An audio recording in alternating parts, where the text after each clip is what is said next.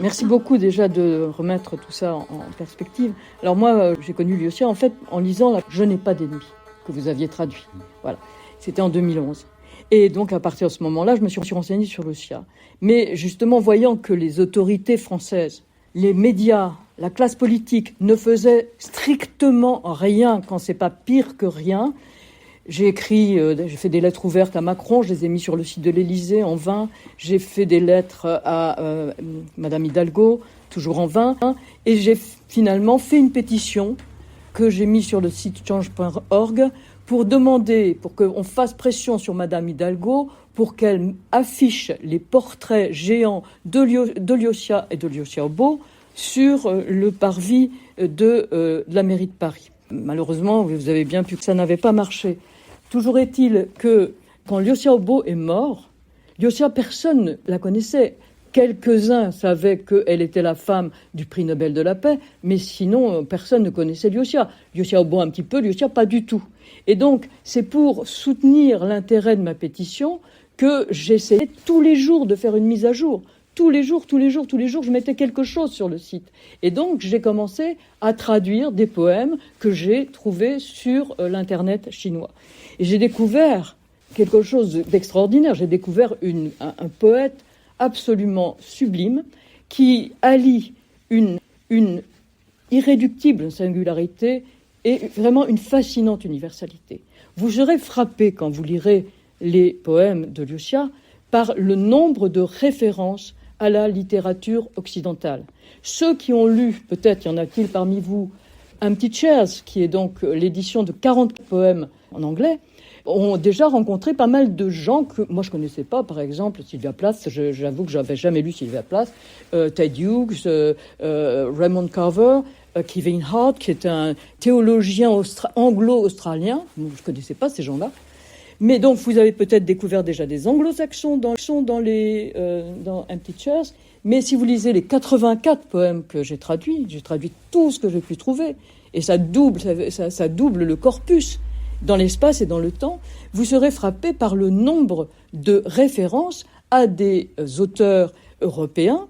Kafka est très important pour eux, mais surtout aux Français. Et parmi les Français, elle a une vedette absolue qui est Marguerite Duras, sur laquelle elle a écrit des choses d'une profondeur extraordinaire. Si on a le temps, tout à l'heure, je vous lirai ce Suspense, qui était un livre presque de critique littéraire de Détruire, dit-elle. C'est fantastique. Même chose sur Kafka. Elle a une intelligence profonde des textes. Alors moi, ça m'a absolument bouleversée. Et cette singularité liée à cette universalité, c'est vraiment cette dialectique des deux. Elle est sensible dès le premier texte que je vais vous lire. Je ne vais pas vous lire tout entier, on a pris un peu de retard, et donc je vais vous en lire qu'une strophe, puis je vous raconterai les autres, parce que vous verrez, c'est de la poésie narrative. Alors voilà, le premier texte, il date de 82, donc un petit peu avant sa rencontre avec Lyosha Obo. Ça s'appelle « Histoire de mer ». Elle s'est agenouillée sur la plage, son gros ventre en avant, pour réparer un filet de pêche. Elle le raccommode un moment, puis s'interrompt pour regarder au loin les limites à jamais invisibles de la mer. Son champ de vision, les mailles du filet de pêche, le découpe en carrés minuscules. C'est une femme de pêcheur. Elle n'a jamais quitté cette petite île. Au fond de sa malle, sa robe rouge a gardé son étiquette. Elle ne l'a mise qu'une seule fois. Elle avait rêvé de la ville, des lumières de la ville. Mais c'est de l'histoire ancienne maintenant. Plus jamais elle n'en parlera à personne. Les jours où son homme prend la mer seulement, c'est au fils qui lui naîtra bientôt, car elle est sûre que c'est un fils. Qu'elle en parle en secret. C'est une femme de pêcheur. Vous voyez, ça c'est un tout petit texte d'une très grande simplicité. C'est-à-dire que Lyosha s'oppose, et elle s'opposera toujours, à ce courant de la littérature qu'on appelle obscure ou brumeuse, qui est finalement peut-être une tactique de certains dissidents pour échapper à la censure, qui est d'écrire des choses qui sont assez incompréhensibles. Elle, non, c'est toujours compréhensible. Et c'était déjà très clair. Et puis vous voyez ici tout simplement que sa poésie est une poésie narrative. Elle raconte des histoires. Elle raconte des histoires et ce cadrage est absolument extraordinaire. Parce que qu'est-ce qu'elle voit à travers les minuscules des mailles du filet de pêcheur? Les limites à jamais invisibles de la mer. C'est ça, Lyucia. C'est regarder à travers un point de vue minimaliste la totalité du monde. Et dans cette totalité du monde, il y a les problèmes du monde, il y a la lecture. Lyucia est championne de la lecture sans frontières. Alors cette lecture sans frontières, elle est liée à un article que j'ai découvert dans votre travail, Jean-Philippe, c'est-à-dire à crise. La littérature est en crise. Vous savez que pendant la révolution culturelle, entre 66 et 76, la vie intellectuelle a été entièrement détruite. À partir de 78, avec l'ouverture de Deng Xiaoping, il y a eu un renouveau de la traduction. Et Lyucia et Liu Xiaobo sont des lecteurs boulimiques qui lisent tout ce qui leur tombe sous la main. Ils lisent les Odes de Hurlevent pendant des semaines ensemble, ils en parlent. Ils lisent les textes mystiques de Simone Veil. Moi qui suis prof de philo, j'avoue que je ne les ai jamais lus. Bon, et ben eux, ils ont lu ça. Vous vous rendez compte, hein? Et moi, j'ai honte quelquefois en lisant Lyucia. Je me dis, mais c'est pas possible. Elle nous apprend tellement de choses, c'est impensable. Et donc, ils lisent tout. Et très vite, il y a, à partir de 84, il y aura plusieurs campagnes successives, des campagnes de lutte contre la pollution spirituelle. Entendez par là, évidemment, l'influence que l'Occident pourrait avoir sur la dictature communiste. Et qu'est-ce qu'ont fait les auteurs qui, s'étaient un petit peu épanchés dans la littérature des cicatrices? Eh bien, ils se sont repliés sur une littérature qu'on a appelée la littérature des racines. C'est-à-dire qu'ils sont revenus justement aux bonnes vieilles vérités, chanter les plaisirs humbles de la terre et la résignation ancestrale confucéenne. Comme ça, on est bien tranquille. Et qu'est-ce que fait Liu Xiaobo dans Crise? Lui, il dit que ce n'est pas... j'admire leur travail, mais ce n'est pas ça qu'il faut faire. Ce qu'il faut faire, c'est s'ouvrir au monde, renouveler ses sujets et sa langue par la fréquentation des littératures étrangères. C'est exactement ce que fait Lyucia. Alors, la deuxième histoire de mer met en scène un vieux marin dont tous les amis sont morts en mer et qui a édifié des tombeaux, des cénotaphes, des tombeaux vides. On a mis des bols, des couvertures dans les tombeaux, mais au moins, on va garder la mémoire de ces gens à jamais disparus en mer. Donc, vous voyez, premièrement, vous avez ce point de vue minimaliste, universaliste, des histoires de vie intime, la femme du pêcheur, l'amour. Pourquoi l'amour? Je crois que c'est justement parce que l'amour, comme disait Jean-Philippe tout à l'heure, sur le travail qu'a fait Lyucia pour libérer Liu Xiaobo, l'amour fait déplacer des montagnes, ça donne ce courage. Et puis, ce travail de mémoire. Et je pense que ce poème, qu'elle a écrit très jeune, elle avait 21 ans, c'est peut-être un peu naïf ce petit poème que je viens de dire, mais ce poème déjà nous donne une sorte de matrice. Lire Lyucia, il y a les poèmes de l'intime, de l'intériorité, les poèmes de la mémoire, et puis cet art du point de vue. Et cet art du point de vue, on le trouve dans le 3e épisode de l'histoire de mer, où on a un gros plan sur un peigne que le vieillard va retrouver. C'est un petit garçon qui lui ramène ça. Et voilà que, à travers ce peigne, eh bien, il redécouvre ses amours de jeunesse. Et il y a tout ce travail, là encore, de l'amour. Bon. Alors, je pense qu'on peut articuler toute notre soirée sur ces trois axes. Et d'abord, l'intime. Alors, vous avez remarqué, vous vous souvenez peut-être que cette petite femme de pêcheur dit elle avait gardé sa robe rouge dans la malle. Eh bien, d'emblée, on voit que Lyucia s'identifie à cette femme de pêcheur. Pourquoi? Bien parce qu'il y a un souvenir d'enfance inconsolée que j'ai pu élucider en traduisant Liu Xiaobo, parce que je suis en train de traduire Liu Xiaobo en parallèle. Enfin, son œuvre aussi est très, très grande. Et voilà ce que écrit Liu Xiaobo. Il raconte l'épisode qui est au principe de cela, et vous allez voir à quel point la mer est importante là-dedans. Ça s'appelle la robe à fleurs que papa t'a rapportée. C'est le nouvel an. Ton papa, de retour de la mer, de retour du monde capitaliste des plaisirs sensuels, t'a rapporté une jolie robe à fleurs. C'est le nouvel an. Ta maman est au bord de la mer, sur la terre rouge du socialisme. Elle t'a préparé un repas de souvenirs amers, immangeables. Toi qui avales à grand-peine la bouillie de riz aux herbes sauvages, tu n'attends qu'une chose, enfiler ta robe à fleurs. Mais ta mère la range dans sa malle et vous donne à ton grand frère et à toi une leçon de politique. Tu te tais, tu la maudis, tu pleures. Une nuit entière de larmes n'ébranle pas ta mère. Tu n'as plus de voix, tes larmes se sont taries, ton cœur est mort. Ta maman travaille dur. Et comme toujours, elle est en progrès. Je pense que dans ce poème, il y a quelque chose. Il y a quelque chose parce qu'il y a l'enfant. Les enfants, c'est vraiment ce qui l'émeut le plus. Vous parliez de la Shoah tout à l'heure.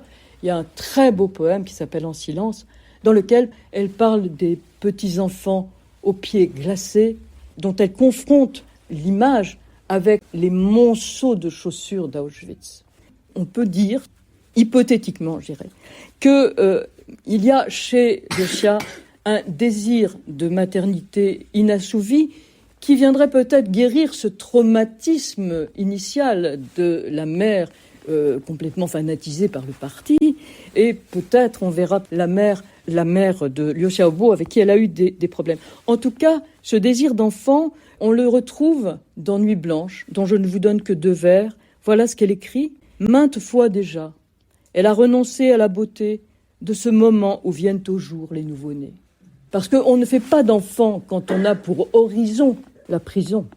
Quand on est dissident, on sait bien qu'on risque tous les jours d'être arrêté. Et puis dans L'âme est faite de papier, elle écrit quelque chose de très beau. Elle se dit littéralement hantée par un petit fantôme. Voilà ce qu'elle écrit. Une voix parle à mon oreille, vague et confuse.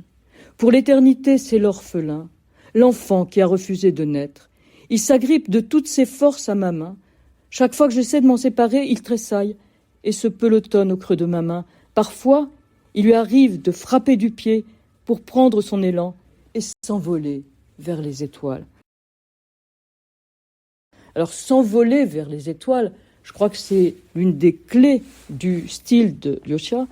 Et comme Prévert, vous connaissez tous Pour faire le portrait d'un oiseau, vous avez tous entendu ce poème, eh bien, comme Prévert, elle célèbre dans le premier poème que je vais vous lire in extenso, qui s'appelle D'un oiseau l'autre, elle célèbre la magie du langage, qui fait advenir à l'existence les choses qu'il nomme.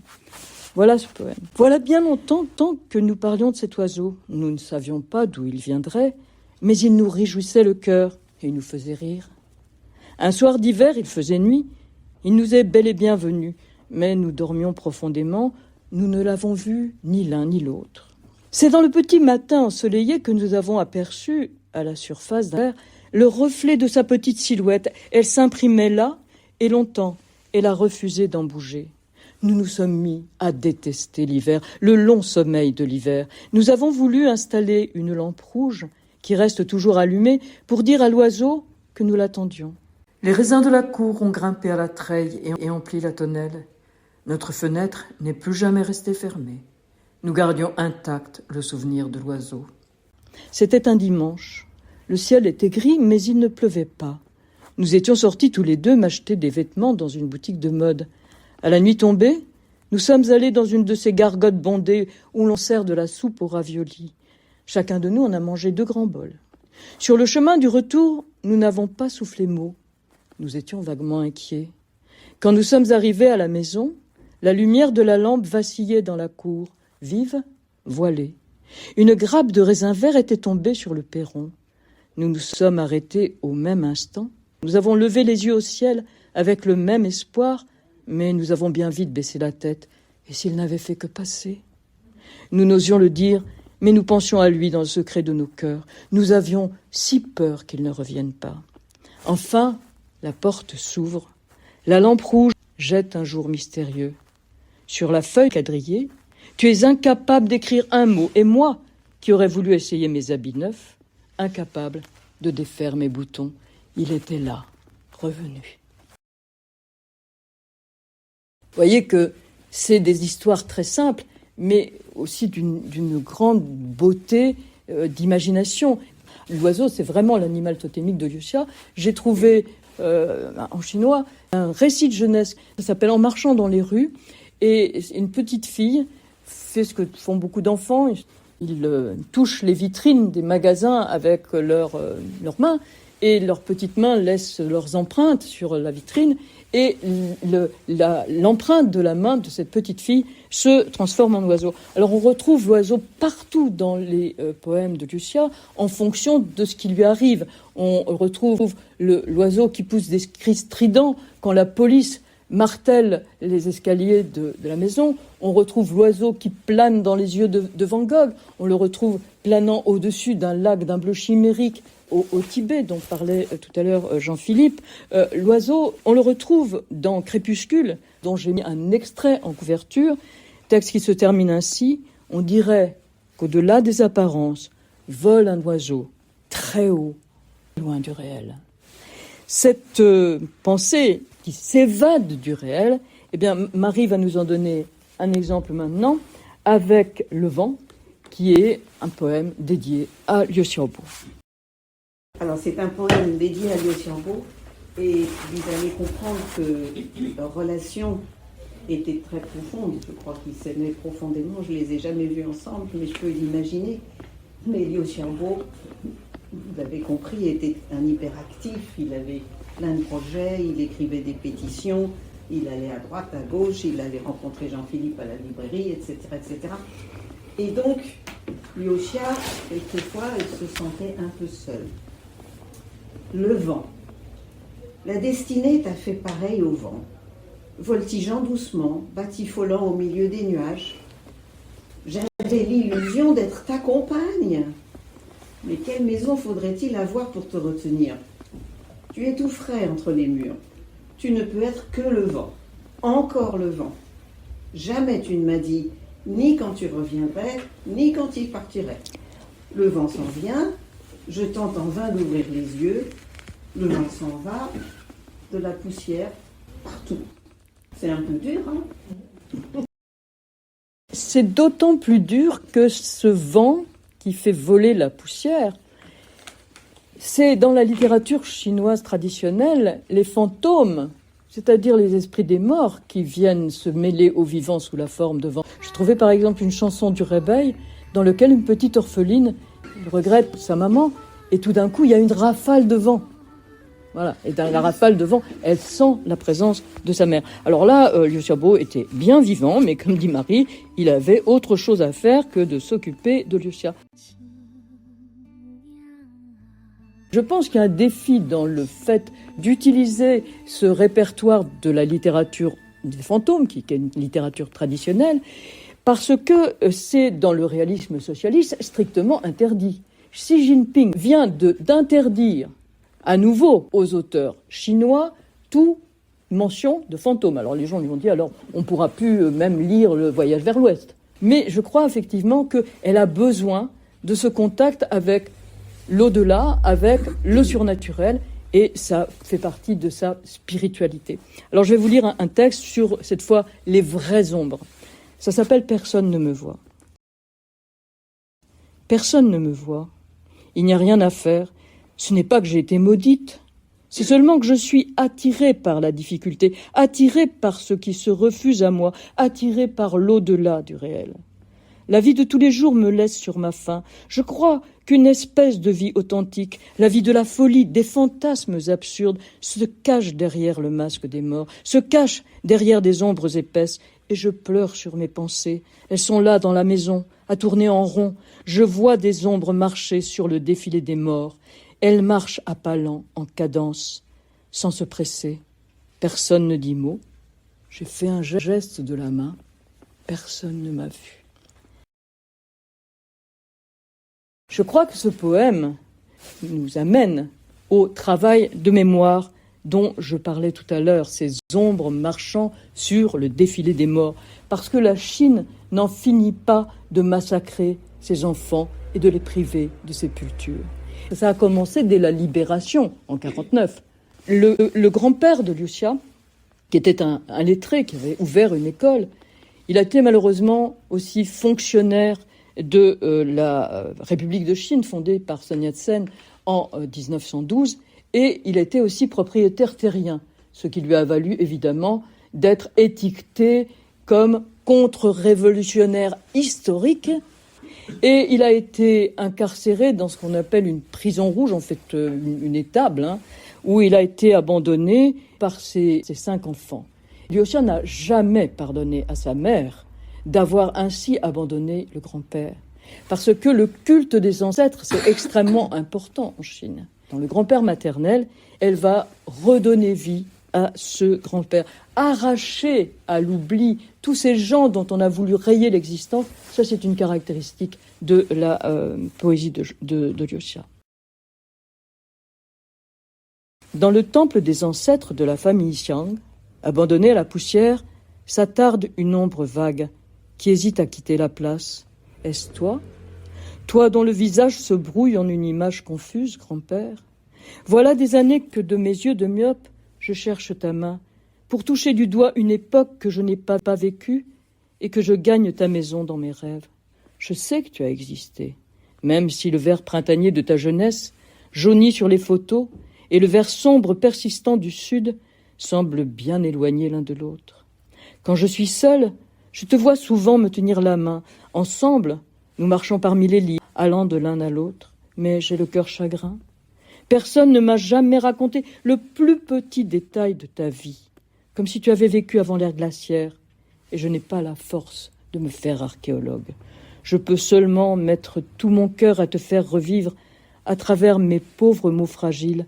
Dans ta vieille demeure, sens-tu une bouffée d'air frais, grand-père ? Voilà pour le grand-père. Après la libération, il y aura évidemment... Il y a beaucoup de choses, constamment des campagnes de répression. Mais les grands moments de répression, c'est évidemment la révolution culturelle. Et vous trouverez dans les traductions un très beau poème à Lin Zhao. Et donc j'explique simplement une chose, c'est qu'elle rend la parole à Lin Zhao, parce que Lin Zhao, qui a été exécutée en 68, elle s'était convertie au christianisme, elle avait critiqué la politique antidroitière de Mao, après avoir été elle-même une communiste exaltée. Et elle a combattu jusqu'au bout contre le maoïsme. Et en 68, elle a été exécutée. Mais pour la faire taire, pour être sûre qu'elle ne dise rien devant ses bourreaux, on lui avait bourré la bouche de coton. Et Liu Xia lui rend symboliquement la parole. Voilà ce qu'elle écrit. Longuement, je me suis abîmée dans la contemplation de tes yeux. Je retire doucement les morceaux de coton de ta bouche. Mais c'est bien sûr Tiananmen qui occupe la première place dans le mémorial poétique de Liu Xia. Je vais demander à Jean-Philippe de lire le 2 juin 89 à Xiaobo.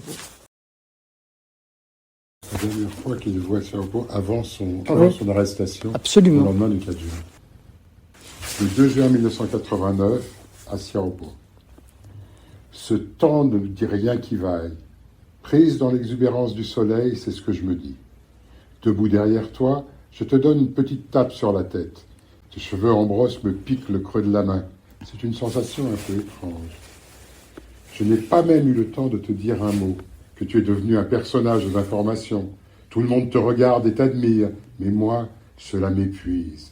Je n'ai plus qu'à me réfugier loin de la foule et à fumer une cigarette, les yeux tournés vers le ciel. Peut-être qu'en ce moment naît un nouveau mythe, mais l'éblouissement du soleil est trop intense et il m'empêche d'en avoir le cœur net. La lucidité de Liu Xia. Peut-être qu'en ce moment même naît un nouveau mythe. Je crois qu'elle aime profondément son homme, mais que aussi elle est sans illusion, Liu Xia. Comme nous l'apprend Liu Xiaobo, à partir de là, tous les ans, Liu Xia va acheter des lys blancs, je dis ça pour introduire le poème de Marie, et elle va bavarder en silence avec les âmes mortes de Tiananmen. Et donc Marie va nous lire Une nuit qui n'en finit pas, qui est une élégie du 4 juin de Liu Xia. Et qui répond aux élégies que Liu Xiaobo écrivait aussi tous les 4 juin. Et c'est une grande perte que nous n'ayons pas les dernières élégies qu'il a probablement écrites en prison, au moment où Liu Xiaobo a été incinéré.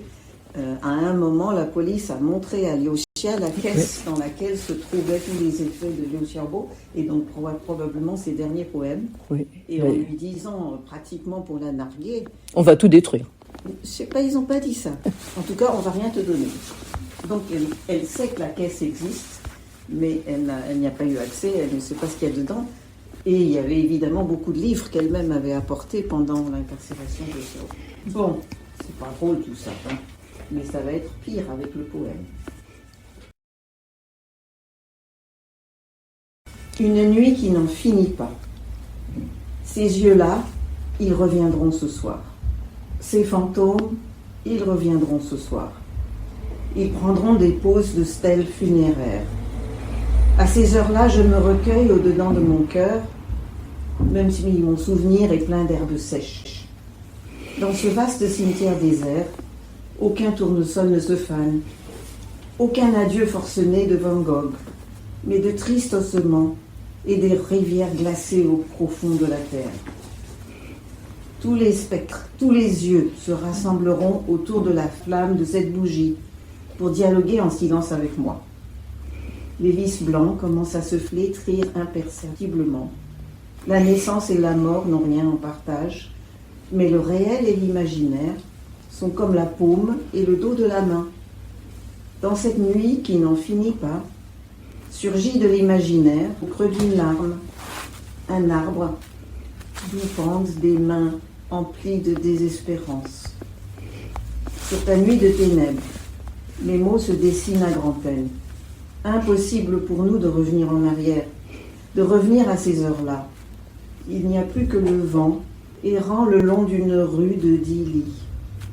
Une femme traverse cette nuit de ténèbres. Les lys blancs ne veulent pas non plus interrompre sa marche. Elle porte un cahier rempli de ses poèmes. C'est son seul bagage. Elle suit les pas des fantômes, une page blanche après l'autre, tourbillonnant dans les ténèbres et disparaissant à sa vue. Ce texte m'a posé beaucoup de problèmes à la traduction.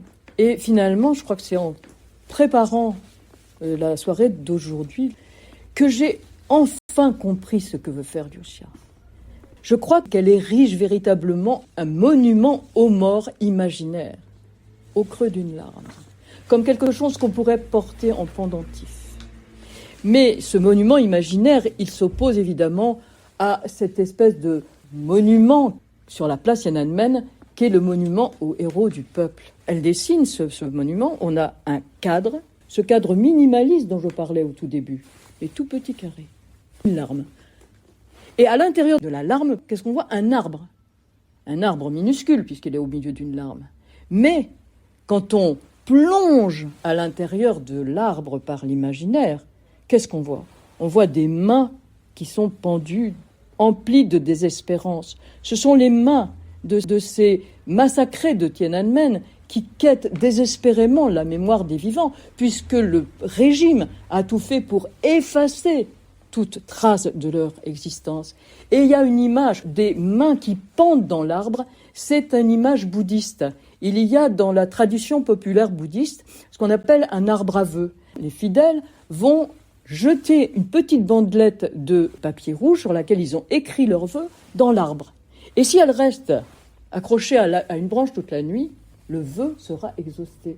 Et donc, vous voyez, on retrouve cette dialectique du minimaliste et de l'universel et du gros plan. Arriver à faire des gros plans dans un tout petit espace, c'est une caractéristique de l'esthétique de Liu Xia. Cela me fait penser aussi à cet art populaire en Chine où vous avez des boules de bois qui sont toutes ouvragées. Et puis à l'intérieur, vous en avez encore une autre. Puis à l'intérieur, vous en avez encore une autre. Et si vous regardez, donc, voilà que vous allez accommoder et zoomer sur des toutes petites choses prises dans ces espaces minimalistes. Évidemment, dans ce travail de mémoire, la Shoah joue un grand rôle. Dans le poème qui s'appelle « Silence », elle l'imagine, parce que je n'ai pas trouvé cette image, mais peut-être qu'elle existe.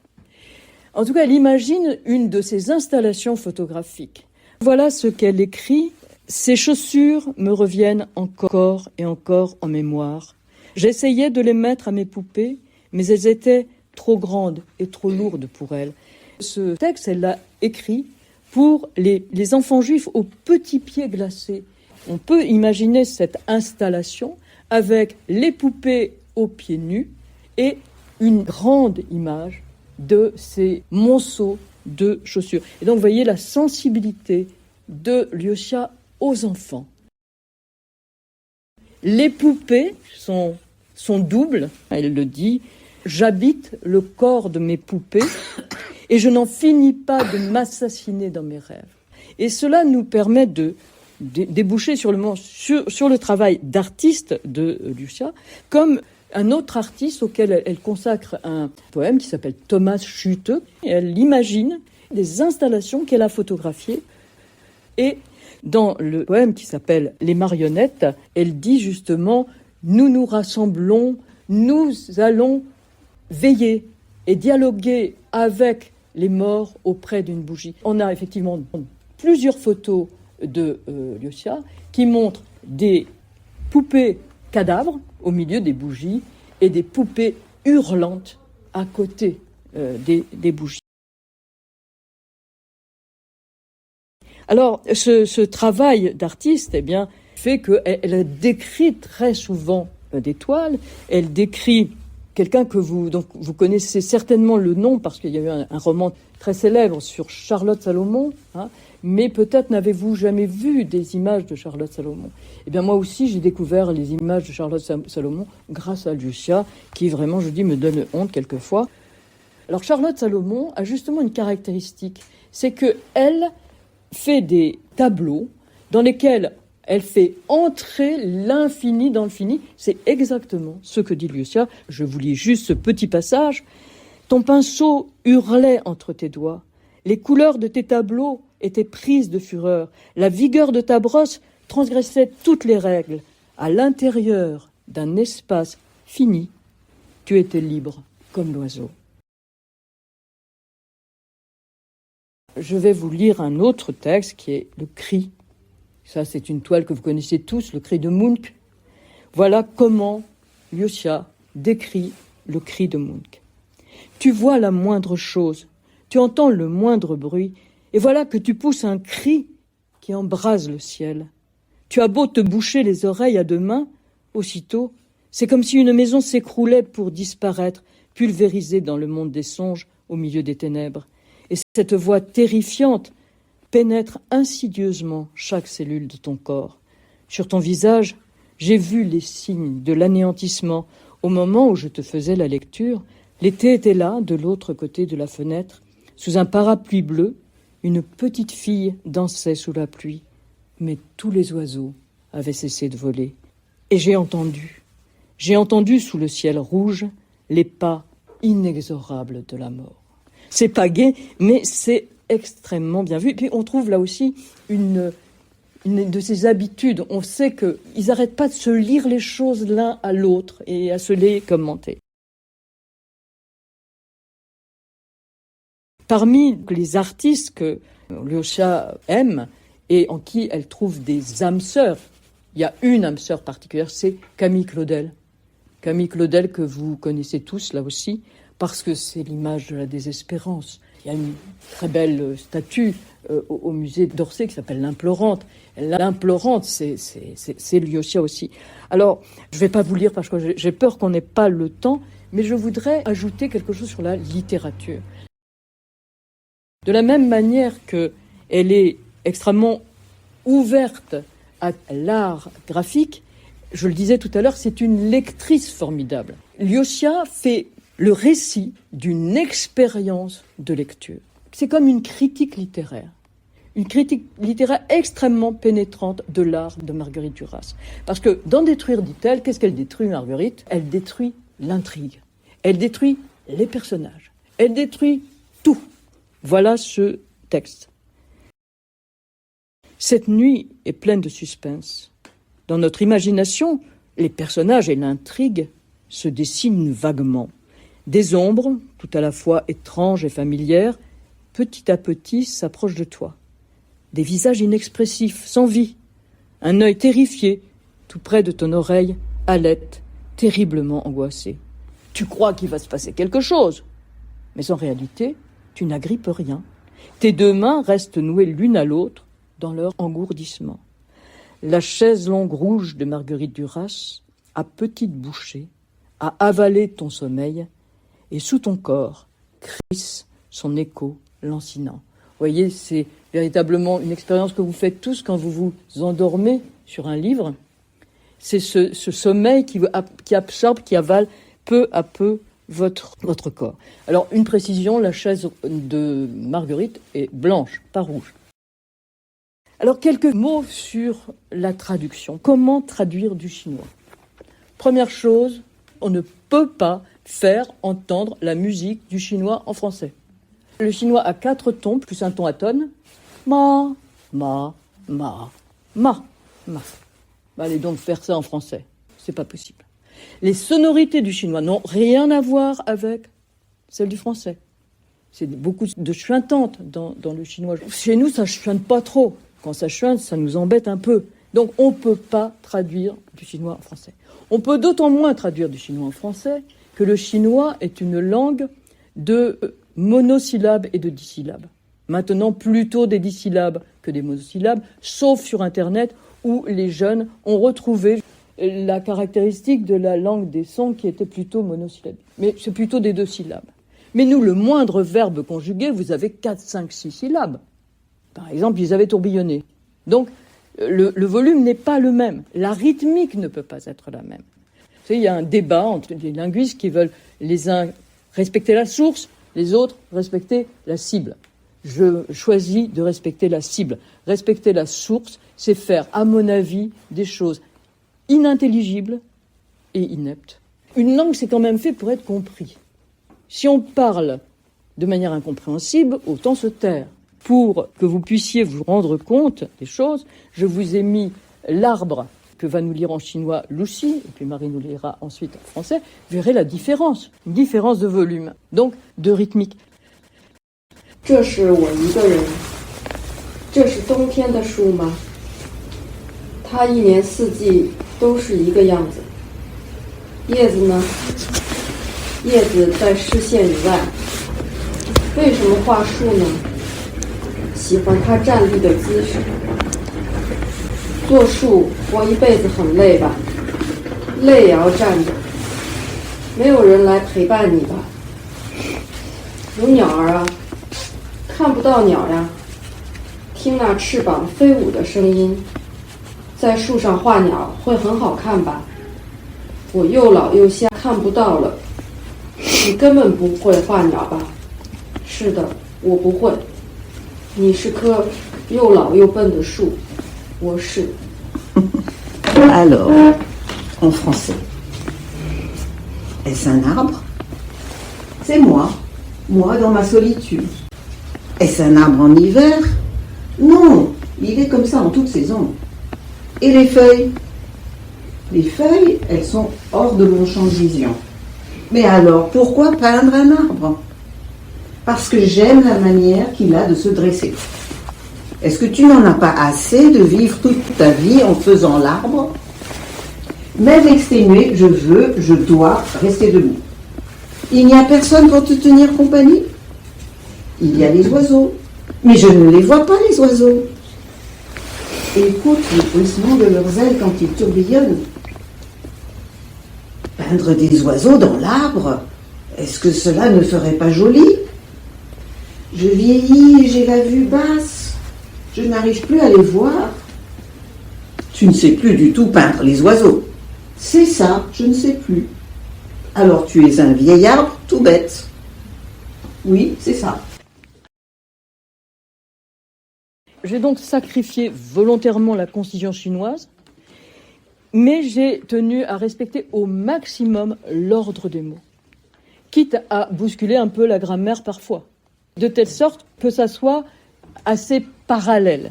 Et ça m'a permis de faire entendre des choses, par exemple, dans le poème que je vous dirai tout à l'heure, qui s'appelle « Je reste assise là », si j'avais traduit textuellement, sans m'occuper finalement de l'ordre des mots chinois, j'aurais traduit « Je reste assise là à écouter le dernier gémissement du soleil ».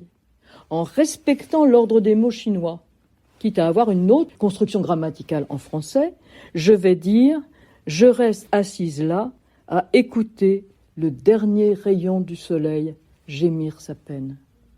Ça change tout parce que ça fait entendre quelque chose dont je suis persuadée que Liuccia l'a fait consciemment. Verlaine écrit « L'arbre berce sa palme, l'oiseau chante sa plainte ». Deuxième chose, je me suis rendu compte, par exemple, en lisant le Sutra du Diamant, qui est un très beau poème, qu'il y avait quelque chose qui m'a apparu comme étant une citation de Rudebeuf. Rudebeuf, vous connaissez tous, que sont mes amis devenus, que j'avais de si près tenus, et tant aimés. Ce sont amis que vent emporte, et ils vantaient devant ma porte. Et qu'est-ce que dit Liuccia ? Eh bien, elle dit que c'est ses amis que le vent emporte s'en sont allés sans faire de bruit. S'en sont allés sans faire de bruit, ça c'est du Rudebeuf textuel. Donc je me suis dit, tout le texte est certainement lié à Rudebeuf. C'est un pari, mais qui m'a semblé vérifié en regardant les autres vers. Par exemple, un des vers dit « Avant que les feuilles tombent jusqu'à épuisement ». Eh bien, si on regarde chez Rudebeuf, on a « Avec le temps qu'arbre des feuilles, quand il ne reste en branche feuille qui n'aille à terre ». Je traduis « Avant que n'aillent à terre les dernières feuilles », comme cela, voyez. Et elle écrit « Le vent fort a emporté les vêtements des arbres », si on traduit mot à mot. Je traduis « Le grand vent a dépouillé les arbres de leur vêture ». Donc, vous voyez, j'essaye de faire entendre la polyphonie des poèmes de Liuccia, et j'espère avoir pu vous le faire entendre. Alors je voulais juste ajouter une petite chose, c'est que la langue chinoise, c'est une langue où il y a beaucoup de redoublements. Par exemple, grand frère, c'est gogo. Et il y a beaucoup d'onomatopées. Gogo, ça peut vouloir dire grand frère, ça peut aussi vouloir dire codette. Dans un des poèmes, sur Camille Claudel, elle dit « Il faut encore que résonne le code de nos pas sur la rue ». Bon, je ne vais pas traduire code, moi. On parle pas comme ça. Les onomatopées chez nous sont presque cantonnées à l'enfance. Alors comment j'ai fait ? Eh bien, j'ai fait une allitération en O. Il faut encore que résonne l'écho sonore de nos pas sur la chaussée. Il y a 6 occurrences de O. Donc ça veut dire que j'ai beaucoup travaillé. Je me suis peut-être fourvoyée quelquefois, mais en tout cas, ce que j'ai fait, je l'ai fait consciemment. Puis je voulais encore vous dire quelque chose. Ah oui. Sur la graphie. Liu Xiaobo dit qu'il y a une prière qui sort entre ses dents quand il prononce le nom d'une lettre anglaise. Alors, j'ai cherché, je me suis dit l'alphabet, puis je me suis dit laquelle pouvait dire être la prière. J'ai pas bien trouvé, je suis pas sûre. Je me suis demandé si ça pouvait être Ji. Bon, j'en sais rien. Et il dit que le dessin d'un caractère de Liuccia fait entendre des élégies, voyez ? L'origine pictographique des caractères chinois fait qu'on dessine l'idée. Alors bien sûr, tout signe est arbitraire et maintenant, quand les Chinois lisent, ils ne se demandent pas si c'est un petit chat, le composant du chien ou je ne sais pas quoi. Mais le poète, lui, fait encore ce type de travail. Si bien que quand je traduis, je suis toujours attentive, autant que possible du moins, aux composants des caractères. Alors je vous donne un exemple extrêmement simple. Il y a un verbe qui se dit « joie ». Et joie, ça veut dire saisir, attraper. Il est fait de 2 composants, ce qu'on appelle la clé, l'élément qui désigne la rubrique de classement des caractères. La clé, c'est la clé de la main. Et puis, il y a un composant graphique qui est la griffe. Alors, une main plus une griffe, ça attrape fort. Donc, traduire par empoigne. Je ne vais pas traduire par arrêter, je ne vais pas traduire par saisir, je vais traduire par empoigne.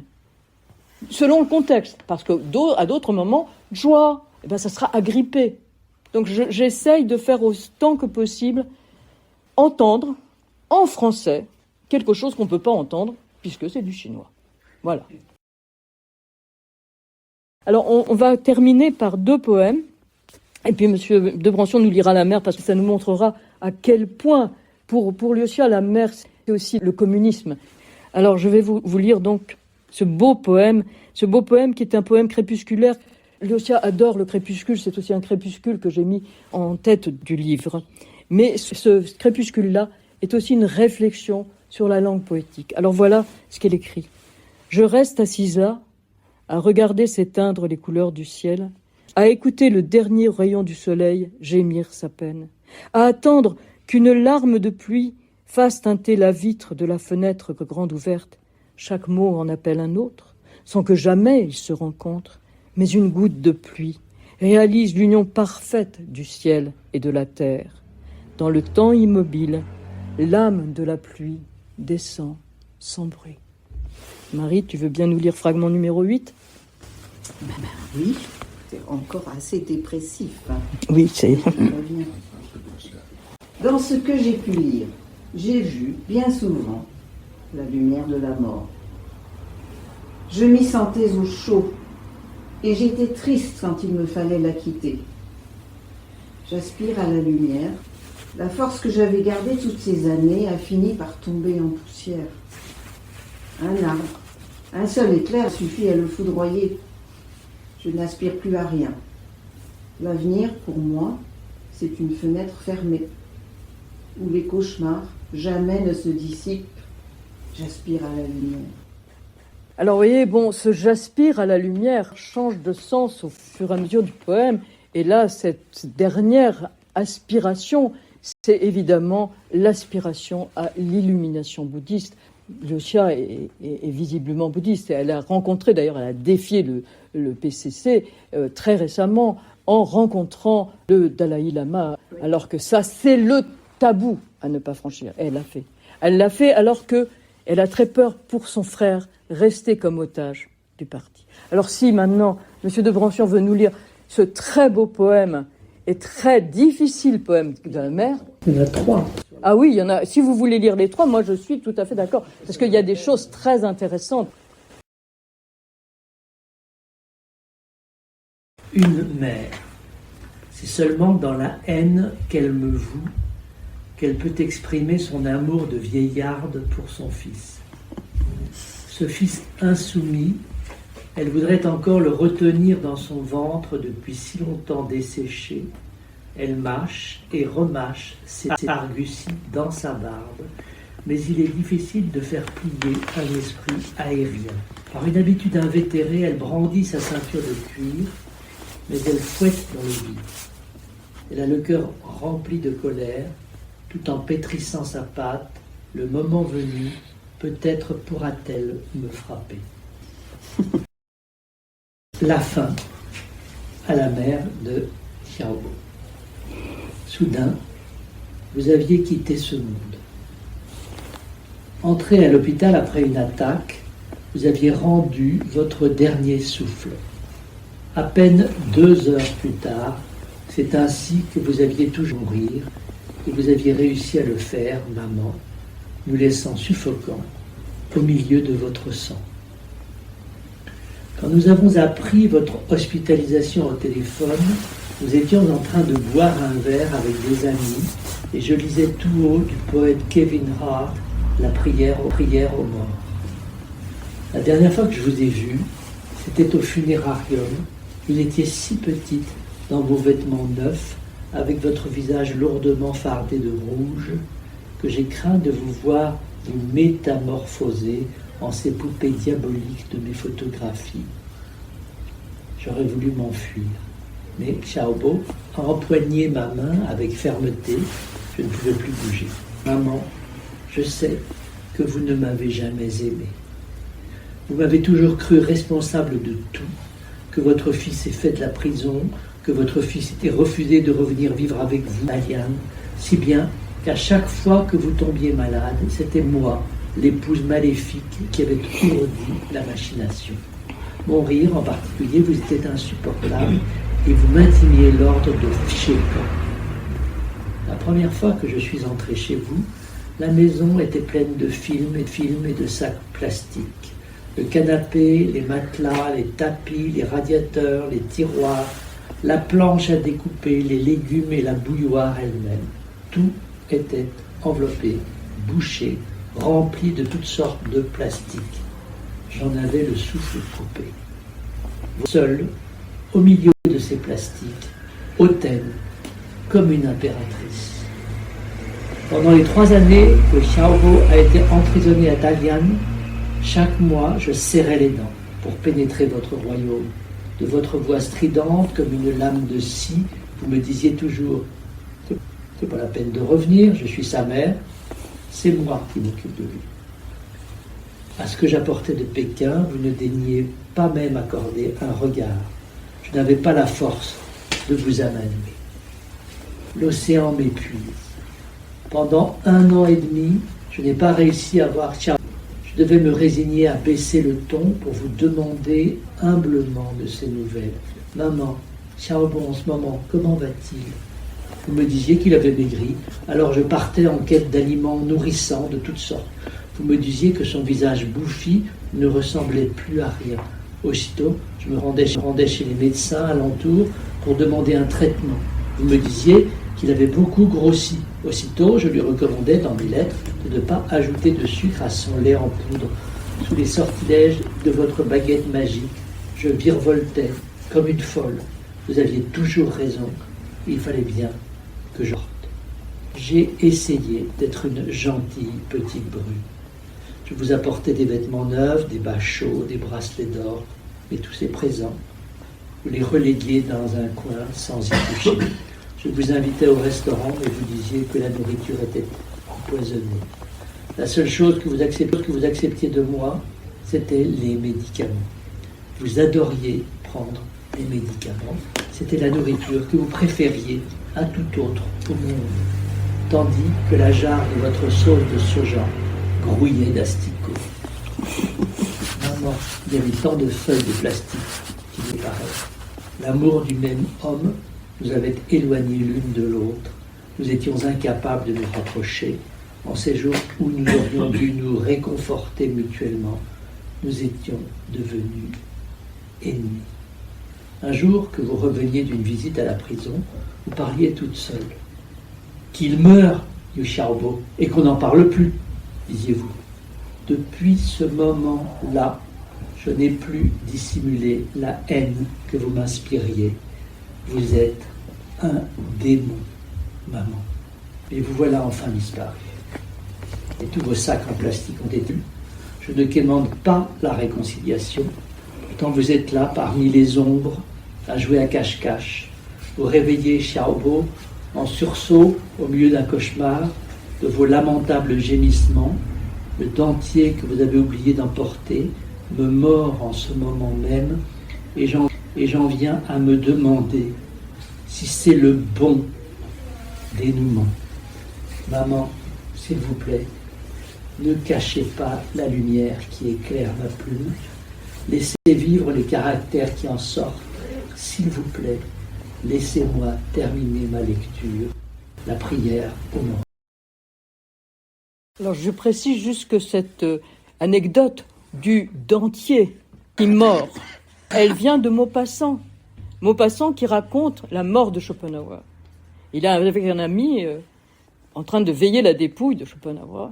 Et voilà que le dentier du mort s'échappe de sa mâchoire et il est là pour mordre. Vous voyez, je suis sûre qu'il y a beaucoup de choses que j'ai manquées. Il y a beaucoup de richesses que j'ai manquées. J'ai fait de mon mieux pour vous faire entendre et pour traduire les images, les belles images de Lucia. Mais je suis sûre que la richesse de sa poésie est incommensurable et qu'elle déborde de beaucoup encore ce que j'ai fait. Sans titre, sur le modèle de Sarikawa Shuntaro. Mais j'aurais bien aimé l'entendre en chinois. Je suis fatigué de mes comprimés blancs. Je suis fatigué de te sourire. Je suis fatigué des toilettes des trains. Je suis fatigué de ta notoriété. Je suis fatigué de mon cœur fatigué. Je suis fatigué. Je suis fatigué de voir des routes où l'on m'interdit de marcher. Je suis fatigué de ces ciels souillés. Je suis fatigué de mes larmes. Je suis fatigué de cette vie qu'on dit sans tache.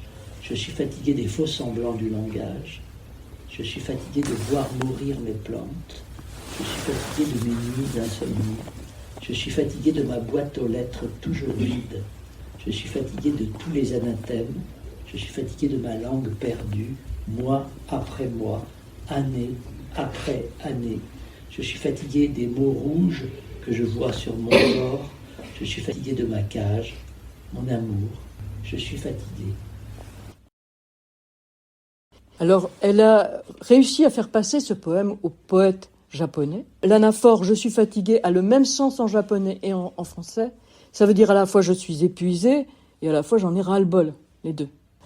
Et lui a répondu une lettre très belle que quelqu'un a réussi à faire passer à Alyosha alors qu'elle était encore séquestrée, où il lui disait justement que leurs univers linguistiques étaient très différents, mais qu'il entendait communier avec elle dans la musique de la poésie, vous voyez. Voilà.